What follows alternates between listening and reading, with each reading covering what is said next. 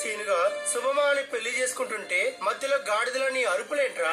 దేవకన్య లాంటి నా అందమైన చెల్లి నీకు ఇస్తే నాకు బామార్తి కట్నం ఇవ్వకుండా పెళ్లి చేసుకుంటావా?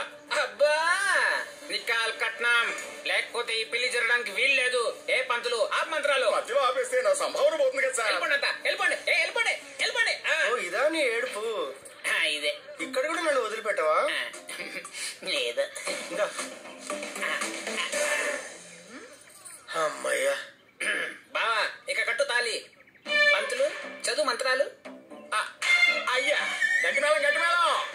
మాంగళ్యం తంతునానేన మమ జీవన హేతునా కంఠే బధ్నామి శుభగే త్వం జీవ శరదాం శతం మాంగళ్యధారణ శుభముహూర్తోస్తు.